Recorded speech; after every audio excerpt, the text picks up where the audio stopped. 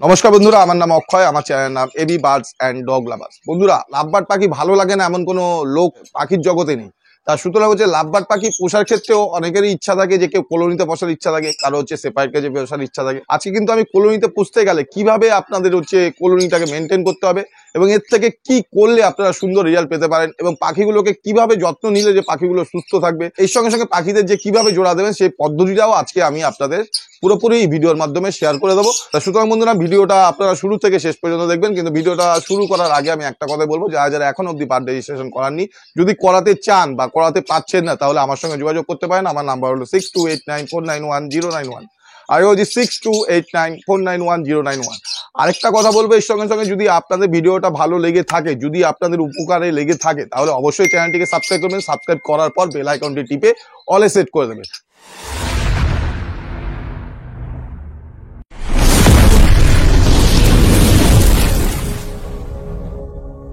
প্রথমেই যেটা আমি বলবো যে আমার কিন্তু এই যে সেপারেট কেজে যে পাখিগুলো দেখছেন, এই পাখিগুলো কিন্তু সবার আগে কিন্তু আমার সব কলোনিতে ব্রিডিং করেছে। এখানে যত পাখি আছে দেখতে পাচ্ছেন, মোটামুটি 2-4 জোড়া ছাড়া যত পাখি ছিল সমস্ত পাখি কিন্তু আমার কলোনিতে ব্রিডিং করেছিল। আর সমস্ত চারদিক দিয়ে আমার হাড়ি লাগানো ছিল, আর সেই হাড়িগুলোই আজকে আমি যাবার সেটআপে আমি ইউজ করেছি। আর সুতরাং হচ্ছে লাভবার্ড পাখি যে কলোনিতে ব্রিড করলে ভালো রেজাল্ট পাওয়া যায় না, এটা কিন্তু পুরোপুরি ভুল ধারণা। কারণ হচ্ছে কিছু কিছু জিনিস আছে যেগুলো যদি আপনারা মেনে চলেন, তাহলে অবশ্যই আপনারা ভালো রেজাল্ট পাবেন এবং এর সঙ্গে সঙ্গে আপনার সময়ও বাঁচবে। তা আমি কতগুলো পয়েন্টের মাধ্যমে আপনাদের সঙ্গে জিনিসটাকে আলোচনা করব। কারণ হচ্ছে প্রতি কটা পয়েন্টই হচ্ছে আপনাদের অত্যন্ত প্রয়োজন, আর হচ্ছে এক একটা পয়েন্টের কিন্তু প্রচন্ড গুরুত্ব আছে। সুতরাং কেউ স্কিপ করে ভিডিওটা দেখবে না। সবার প্রথমে আমি যে কথাটা বলবো, আপনার কলোনির সাইজ একটু বড় করার চেষ্টা করবেন। 3 জোড়া 4 জোড়া পাখি যদি করতে চান, তবে 4-2-2 কেজ মিনিমাম দরকার। আর যদি তার থেকে যদি 8 থেকে 10 জোড়া যদি করতে চান, তাহলে মোটামুটি একটু বড় টাইপের কেজ করতে হবে। কারণ হচ্ছে বড় যত কেজ করবেন, তত হচ্ছে পাখিদের মধ্যে ফাইটিংটা কম হবে এবং হচ্ছে পাখিগুলো সুস্থ থাকবে এবং হচ্ছে পাখির যখন বাচ্চা বেরোবে, কেউ কিন্তু ঝগড়াঝাটি মারামারি এই সমস্ত জিনিস খুব কম দেখা যাবে যদি আপনি সেটআপটা যেটা করছেন কলোনিটা সেটা যদি একটু বড় করেন। দ্বিতীয় নম্বর পয়েন্ট আমি যেটা বলবো সেটা হচ্ছে যে পাখি যেগুলো আপনারা কিনবেন, হয়তো আপনি লাভবার্ডের নানা রকমের ভ্যারাইটিস আছে, আপনারা হয়তো জানেন, যেমন ফিশার গ্রুপের আছে, মাছ গ্রুপের আছে, এরকম নানান ধরনের পাখি আছে যেগুলো হচ্ছে লাভবার্ডের ভ্যারাইটিসের শেষ নেই। কিন্তু যখনই আপনি কলোনিতে করবেন, কিন্তু আপনি ওই ভ্যারাইটিস গুলো মেনে তারপরে আপনার পাখিগুলোকে ব্রিডিং এ বসানোর চেষ্টা করবেন। কারণ হচ্ছে কলোনিতে যখন আপনি পাখি ছাড়বেন, তখন কিন্তু কে কার সাথে জোড়া নেবে আপনারা কিন্তু নিজেরাও জানবেন না, তারা তাদের ইচ্ছা মতন পাখিগুলো জোড়া নিয়ে নেবে। তা সুতরাং আপনারা কলোনিতে যখন পাখিগুলো ছাড়বেন, তখন কিন্তু একই গ্রুপের পাখি ছাড়বেন। যদি ফিশার গ্রুপের পাখি করেন, তাহলে হচ্ছে ফিশার গ্রুপে যত রকমের ভ্যারাইটিস আছে সেই রকম পাখি করবেন। যদি মাছ গ্রুপে কলোনি করতে চান, তাহলে মাছ গ্রুপের যত রকমের ভ্যারাইটিস আছে সেরকম ধরনের পাখি করবেন। আর যদি রেড আই করতে চান বা রেড আই স্প্লিট করতে চান, তাহলে রেড আই আর রেড আই স্প্লিট নিয়ে একই কলোনির মধ্যে ছেড়ে দিলেও সেখানেও কিন্তু ভালো রেজাল্ট পাওয়া যায়। সুতরাং হচ্ছে এই জিনিসটা মাথায় রাখবেন, একটা লাভবার্ডের ফিশারের সাথে যদি একটা মাছকে যদি জোড়া লাগে, সেই ক্ষেত্রে যে বাচ্চাগুলো বেরোবে সেই বাচ্চাগুলো কিন্তু না হবে মাছ, না হবে ফিশার। তা সুতরাং হচ্ছে গ্রুপটা মেনটেন করে আপনারা কলোনিতে পাখি ছাড়বে। এবার হচ্ছে বলবো হচ্ছে পয়েন্ট নাম্বার 3।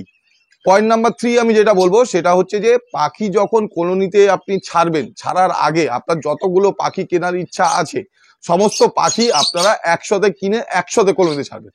আজকে 4 জোড়া, কালকে আবার 1 মাস পর 4 জোড়া, তারপরে হচ্ছে আবার 1 মাস পর আবার 2 জোড়া, এরকম ভাবে ছাড়বেন না। যে একই সাথে কিনে আপনার যত পাখি কেনার ইচ্ছা থাকবে তত পাখি কিনে আপনারা যখন কলোনিতে ছাড়বেন, তখন মোটামুটি সব পাখি যখন আপনার কেনা হয়ে যাবে, তখন একসাথে সমস্ত পাখি নিয়ে কলোনিতে ছাড়বে। একসাথে কলোনিতে ছাড়লে কি হবে, একসাথে কলোনিতে ছাড়লে যে পাখিদের হচ্ছে লাভবার্ড পাখির বিশেষ করে হচ্ছে লাভবার্ড পাখির হচ্ছে স্বভাব হচ্ছে একটা চারিত্রিক বৈশিষ্ট্য। ওরা যদি 1-2 মাস যদি একটা কেজের মধ্যে যদি 5টা পাখি থেকে যায়, আবার যদি আপনি 2টো পাখি নতুন করে ছাড়েন, তাহলে ওই যে পুরনো যে 5টা পাখি আছে সেই 5টা পাখি কিন্তু নতুন 2টো পাখিকে কিন্তু কামড়ানোর চেষ্টা করবে। তা সুতরাং এই জিনিসটা মাথায় রাখবে, এটা কিন্তু খুবই গুরুত্বপূর্ণ এবং ভাইটাল পয়েন্ট। আপনারা যখনই কলোনিতে পাখি করবেন, ঠিক করবেন যত পাখি কেনার সমস্ত পাখি একসাথে কলোনিতে ছাড়বেন। আর চেষ্টা করবেন যে সমস্ত পাখির বয়স যাতে একই রকম হয়, মানে 2 মাস 3 মাস 4 মাসের ডিফারেন্স হলেও কোনো অসুবিধা নেই, কিন্তু বয়সের ডিফারেন্স 2 বছর থেকে 6 মাস এরকম যাতে না হয়। তা বয়সের ডিফারেন্স খুব বেশি যদি না হয়, সেই চেষ্টা করবেন একই বয়সে যদি পাখি রাখেন, তাহলে কিন্তু তাদের মধ্যে বন্ডিংটা খুব ভালো হবে এবং আপনাদের যে পাখিগুলো যে ব্রিডিং করাবেন সেই কিন্তু সফলতা খুব ভালো পাওয়ার সম্ভাবনা প্রচুর পরিমাণে থাকবে। আর 4 নম্বর পয়েন্ট আমি যেটা বলবো, কলোনিতে পাখি ছাওয়ার পর পাখির যে স্টিকগুলো দেবেন, যে লাঠিগুলো দেবেন, সেই লাঠিগুলো কিন্তু সমস্ত একই লেভেলের দেবেন, কোনোটা উপরে কোনোটা নিচে এরকম দেবেন না। দুপাশে দুটো লেভেলই একই সমানে রাখার চেষ্টা করবেন, তাহলে কি হবে যে পাখিদের মধ্যে মারামারিটা খুব কম হবে। কারণ হচ্ছে লাভবার্ড পাখি বলুন আর যে কোনো পাখি বলুন, ওরা উঁচু ডালটা বেশি পছন্দ করে। সুতরাং আপনি উঁচু ডাল আর নিচু ডাল দিলে নিচু ডালের পাখিগুলো উঁচু ডালে বসার জন্য ওরা নিজেরা ঝগড়া করবে, মারামারি করবে, কিন্তু এদের মধ্যে পাখিদের কিন্তু চোট লেগে যেতে পারে। তা সুতরাং আপনারা এই জিনিসটা মাথায় রাখবেন যে আপনারা যখন কলোনিতে পাখি করবেন, বিশেষ করে লাভবার্ড পাখি, তখন কিন্তু স্টিকগুলো একই লেভেলে একই লাইনে সমান ভাবে স্টিকগুলো দেওয়ার চেষ্টা করবেন। এবার হচ্ছে 5 নম্বর পয়েন্ট আমি যেটা বলবো, যে কলোনিতে ব্রিডিং করাতে গেলে পাখিরা কিন্তু ফ্লাইংটা খুব ভালো পায়, আর ওদের হচ্ছে খাওয়া দাওয়া যে দেবেন, সে খাওয়া দাওয়া সফট ফুড যেটা দেবেন, এটা কিন্তু ছোট থেকে বড় অবস্থা, মানে যতদিন না ব্রিডিং মুডে আসে ততদিন কিন্তু সফট ফুড আপনার রেগুলার রাখতে হবে। আর একটু ভালো ধরনের ক্যালসিয়াম, ভালো ধরনের একটু মাল্টিভিটামিন ছোট থেকেই পাখিদের অভ্যাস করাতে হবে। এর সঙ্গে সঙ্গে নানান ধরনের শাকসবজি, নানান ধরনের সফট ফুড পাখিদের ছোট থেকে প্রোভাইড করতে হবে। কারণ হচ্ছে ছোট থেকে যদি আপনারা পাখিদের প্রোভাইড করেন, তাহলে হচ্ছে কলোনিতে যে পাখিগুলো থাকবে, সেই পাখিগুলো যখন বাচ্চা করবে তখন কিন্তু সব ধরনের সফট ফুড আপনারা যাই দেবেন তাই খাবে। আমার যে কলোনিতে যে পাখিগুলো ছিল সব ধরনের সফট ফুড, আমাকে এমনকি সেপারেট করে যে পাখিগুলো আছে এরা সব ধরনের সফট ফুড খায়। সব ধরনের সফট ফুড খাওয়ানোর যদি অভ্যাসটা করান, তাহলে হচ্ছে পাখিগুলো হেলদি থাকবে এবং পাখিগুলো পরবর্তীকালে তার বাচ্চা প্রসব করার পর সেখানে কিন্তু বাচ্চাগুলোকে বাঁচিয়ে রাখার জন্য খুবই কাজে লাগবে। তা সুতরাং এই জিনিসটা মাথায় রাখবেন। এবার 6 নম্বর পয়েন্ট আমি যেটা বলবো, 6 নম্বর পয়েন্ট হচ্ছে যে পাখিদের যে ব্রিডিং এর সময় কিভাবে আপনার ব্রিডিং এ বসাবেন। দেখুন, কলোনিতে যখন পাখিগুলো রাখলেন, রাখার সঙ্গে সঙ্গে আপনি হারি দিলে হবে না, অন্তত কলোনিতে 3 থেকে 4 মাস রাখবেন। রাখার পরে পাখিগুলো যখন উপযুক্ত বয়স হবে, মিনিমাম 8 থেকে 9 মাস যখন বয়স হবে, তখন সেই সময় কি করবেন, সেই সময় একটা হাড়ি নেবেন, যতগুলোই পেয়ার থাকুক একটা কি দুটো হাড়ি নেবেন। হাড়ি নিয়ে ওই হাড়িটা ওই কলোনির ভিতর রেখে দেবেন। রেখে দেওয়ার পর দেখবেন 2 দিন 3 দিন 4 দিন পর যখন রেখে দেওয়ার পর আপনি দেখবেন যে ওই মেল ফিমেল যেটা জোড়া নিচ্ছে, তারা কি করবে, ওই যে হাড়িটা আছে, হাড়িটা বা বক্সটার ভিতরে ওরা ঢুকে থাকবে। ওদের মধ্যে যে পেয়ারগুলোর মধ্যে সব থেকে যে শক্তিশালী থাকবে, সে হচ্ছে সবার প্রথমে ওই হাড়িটার মধ্যে তার আধিপত্য জমানোর চেষ্টা করবে এবং রাত্রেবেলা করে ওই হাড়ির মধ্যে পেয়ারটা পুরো থাকবে। তা সুতরাং আপনারা কি করবেন, আপনারা রাত্রেবেলা ওই কলোনির ভিতর ঢুকে হাড়ির মুখটা বা বক্সের মুখটা চাপা দিয়ে ওই মেল আর ফিমেলটাকে ধরে একটা সেপারেট কেজি আলাদা রেখে দেবেন। এই পদ্ধতি করতে করতে করতে করতে আপনি যতগুলো পেয়ার এরকম ভাবে ঢুকে থাকবে, ততগুলো পেয়ারকে পুরোপুরিভাবে আলাদা করে নেবেন। আলাদা করে নেওয়ার পর আর দেখছেন যে কোনো পাখি আর হাড়িতে ঢুকছে না, সেই পাখিগুলো তার মানে হচ্ছে মেল ফিমেল ঠিক নেই, বা সবকটাই মেল হতে পারে বা সবকটাই ফিমেল হতে পারে। সেই পাখিগুলো সমস্ত বের করে নেবেন। বের করে নেওয়ার পর যে এক জোড়া করে আপনি পাখি ধরেছেন, সেই পাখিগুলোকে একসাথে সব কলোনিতে ছেড়ে দেবেন। আর বাকি যে খুচরো পাখিগুলো যেগুলো ছিল, যেগুলো হচ্ছে হাড়ির ভিতর ঢোকেনি, যেগুলো হচ্ছে লাস্টের দিকে পড়ে থাকবে, সেগুলোকে বের করে নিয়ে আপনার যে কটা পেয়ার হলো সেই কটা পেয়ারকে একসাথে ভিতরে ছাড়বেন। আপনারা মাথায় রাখবেন যে কোনো সিঙ্গেল পাখি এক্সট্রা কিন্তু মেল ফিমেল রাখা যাবে না। ফিমেল থাকলে অত ক্ষতি নেই, কিন্তু মেল থাকলে কিন্তু প্রচন্ড ক্ষতি। আপনার হচ্ছে হাড়ি বা ভিতরে যদি ডিম বাচ্চা দেয়, সেগুলো কিন্তু ক্ষতি করতে পারে। তা সুতরাং যেইভাবে বললাম, একটা একটা করে পেয়ার ধরে আলাদা করে নেবেন। করার পর যে সিঙ্গেল যে পাখিগুলো পড়ে থাকবে, সেই পাখিগুলোকে বের করে নেবেন। বের করে নেওয়ার পর যে পেয়ারগুলো ধরেছেন, 5 পেয়ার কি 6 পেয়ার কি 7 পেয়ার, সেই পেয়ারগুলো ভিতরে ছেড়ে দেবেন। ব্যাস, আপনার কাজ শেষ।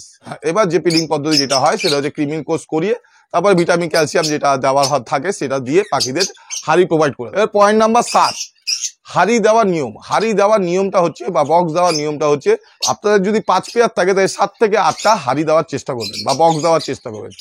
যা জোড়া থাকবে তার থেকে 2 কি 3টে হাড়ি বা বক্স বেশি দেওয়ার চেষ্টা করবেন। তাহলে কি হবে, তারা হচ্ছে ওরা যখন হাড়ি বা বক্স চুজ করে, ওদের নিজেদের মধ্যে ফাইটিং হয়। যখন আপনি দেখবেন যে বেশি হাড়ি বা বক্স লাগানো থাকবে, তখন ওদের মধ্যে সেই ফাইটিংটা হবে না।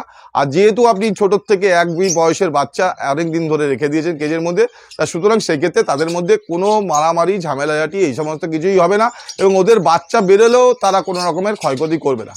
তো সুতরাং এই যে জিনিসগুলো আমি বললাম, এই জিনিসগুলো যদি আপনারা মেনে চলেন, তাহলে কিন্তু আপনারা কলোনিতেও ভালো ব্রিডিং করতে পারেন। কলোনিতে ভালো ব্রিডিং করলে কি উপকার পাবেন, কলোনিতে ব্রিডিং করালে আপনি উপকার পাবেন, ওর থেকে তো বাচ্চা ভালো পাবেনই, এর সঙ্গে সঙ্গে পাখিগুলো সুস্থ থাকবে, আপনার বাইরের থেকে দেখতেও সুন্দর লাগবে এবং এর সঙ্গে সঙ্গে আপনার সময়ও বাঁচবে এবং তার সঙ্গে সঙ্গে আলাদা কোনো কাজও আপনি করতে পারবেন এবং হচ্ছে তার সঙ্গে সঙ্গে পাখিটাও আপনি পুষতে পারবেন। তো সুতরাং বন্ধুরা, আর ভিডিওটা আমি বড় করবো না। আরও যদি কিছু ইনফরমেশন লাগে, আরও যদি কিছু জানার থাকে, তো আমার নাম্বারে যোগাযোগ করতে পারেন। আমার নাম্বার হলো 6289491091। কিন্তু সময়টা সন্ধ্যে 7টা থেকে 9টার মধ্যে করার চেষ্টা করবেন, কারণ ওই সময়টাই আমি হচ্ছে আপনাদের যে কথাগুলো আছে বা প্রশ্নগুলো আছে সেগুলো দেওয়ার জন্য আমি ফ্রি থাকি।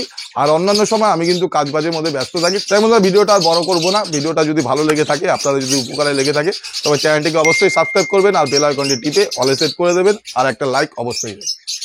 টাটা।